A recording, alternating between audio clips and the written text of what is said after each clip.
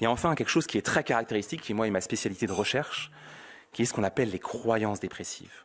Ce symptôme le plus central dans la clinique de la dépression, et qui constitue d'ailleurs le cœur en général de la phénoménologie de ce que peut être un état dépressif. Désigné sous le vocable de cognition dépressive et consacré par le psychiatre Aaron Beck, ces croyances dépressives imprègnent toute la pensée du sujet déprimé. Elles sont caractérisées généralement par leur thématique, qu'on sait évidemment négative, comportant une dimension d'aversion, une dimension aversive ou une dimension de perte de quelque chose. Aaron Beck les a définies, et ça c'est quelque chose que vous avez déjà sûrement entendu, selon une triade qui est célèbre, des croyances sur soi-même, sur le self, des croyances sur le monde environnant, et des croyances sur le futur. Mais il existe probablement autant de thématiques que nous avons d'objets sur lesquels fixer notre intentionnalité. Ces croyances, donc on retrouve souvent des thématiques de dévaluation, de dévalorisation de soi-même, associées à un sentiment d'incapacité, d'être englué ou enfermé dans des schémas impossibles à rompre.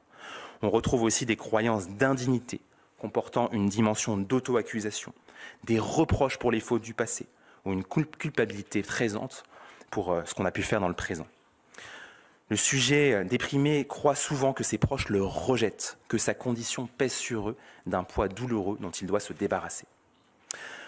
Le rapport au temps, d'ailleurs, est aussi perturbé dans ses croyances, avec la nostalgie d'un présent, d'un passé ou d'un présent qui est inexistant, ou des remords de choix impossibles. L'avenir lui-même est perçu comme empli de menaces, et peut être aussi perçu comme une persistance infinie d'une douleur actuelle, sans répit, sans repos, si ce n'est bien sûr la mort.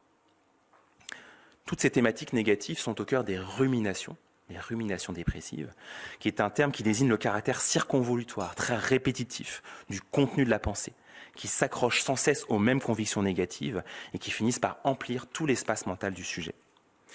Ces ruminations s'engrainent elles-mêmes, participant à des phénomènes de généralisation cognitive, où toutes les croyances négatives primaires viennent nourrir des convictions négatives de plus en plus complexes, s'étendant à tout le spectre expérientiel du sujet. La mauvaise graine prend terre et se dissémine dans le sol meuble. Le plus terrible est que ces croyances sont malgré tout agrippées à la réalité sensorielle du sujet. Elles se nourrissent au gré de son expérience. C'est comme des sangsues gorgées de sang qui progressivement se nourrissent avec l'expérience du sujet.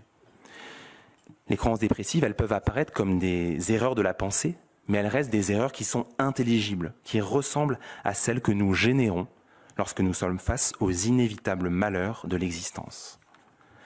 La culpabilité intense du sujet, elle se fixe d'ailleurs généralement sur des éléments qui sont inattendus. Un choix professionnel, un regret amoureux, une dispute familiale, l'achat d'un appartement ou d'un animal de compagnie. Tout devient prétexte à la flagellation. Les reproches que le sujet déprimé s'adresse ne sont pas sans rapport avec ses préoccupations habituelles. Elles en sont une forme d'ersatz, échantillonnant tout ce qu'il peut y avoir de malheureux dans la trivialité de son existence. Ces croyances dépressives sont d'ailleurs cruciales pour investiguer la dépression. D'une certaine manière, elles constituent le cœur de la phénoménologie dépressive, de ce qui affleure pour le sujet.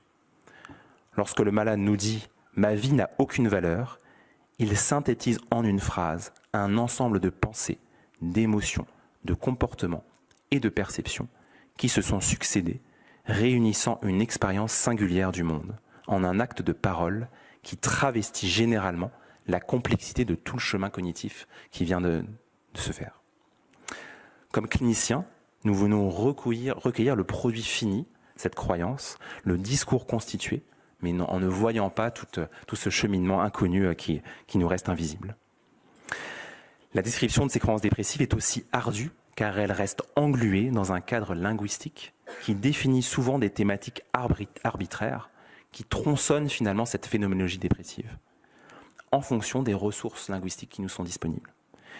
Il existe un gouffre sémantique entre notre désignation francophone du désespoir, le hopelessness anglophone, la Stimmung germanophone, ou encore la richesse descriptive de la douleur morale en mandarin, en japonais ou en farsi persan. Peut-être autant de réalités phénoménologiques de la dépression qu'il existe de manières de la raconter.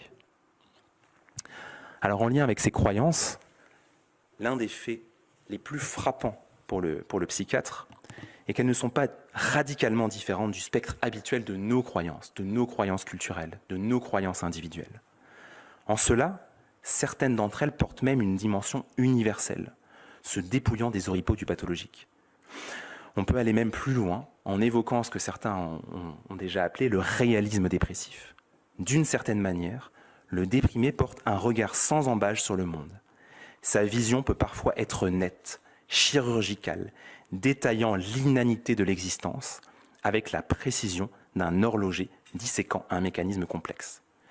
Là où certains se gorgeraient d'illusions sur leur avenir, la nature des rapports humains, leur place dans la société, le déprimé oppose une perspective parfois lucide. On peut rappeler la sentence de Sioran qui nous dit « La lucidité, ne l'oublions pas, c'est le propre de ceux qui, par incapacité d'aimer, se désolidarisent aussi bien des autres que d'eux-mêmes. » C'est en cela qu'il existe une certaine forme de spiritualité de la dépression. Lorsque les atours métaphysiques du monde sont ôtés, ne laissant voir que les ossements malingres. La rencontre avec le désespoir, d'une certaine manière, ouvre aussi de nouvelles perspectives sur le monde, dont beaucoup de philosophes, et on pourra en parler, seraient peut-être jaloux. La dépression apparaît alors presque comme une synthèse de l'expérience de la condition humaine. Mais ce réalisme peut aussi s'estomper. Il ne faut pas se tromper. Dans certaines formes gravissimes de dépression, le rapport au réel du sujet se disloque, provoquant des symptômes que l'on qualifie de psychotiques. Des hallucinations auditives, avec des voix d'hommes ou de femmes susurrant des invectives, des insultes, ou encore des injonctions à se donner la mort, directement dans l'oreille, ou dans la tête, ou dans un coin de la pièce. Des croyances délirantes, dépressives peuvent se constituer, formant des blocs rigides face aux expériences du quotidien, marqués par des thématiques qui en sont caractéristiques. La nécromimie, que l'on va évoquer ici, croyance que l'on est déjà mort, que notre corps est en train de pourrir, mais que l'on continue à agir dans le monde, suspendu dans une éternité de douleur. Dans ces cas-là, les pensées perdent progressivement de leur cohérence, la logique du sujet se brise, s'estompant sous nos yeux.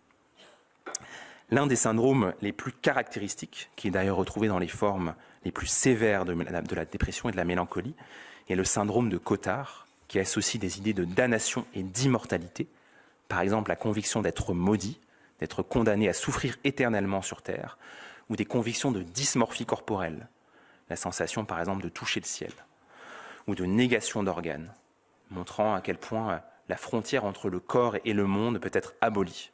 Certains organes vitaux, par exemple le cœur ou les intestins, semblent avoir disparu.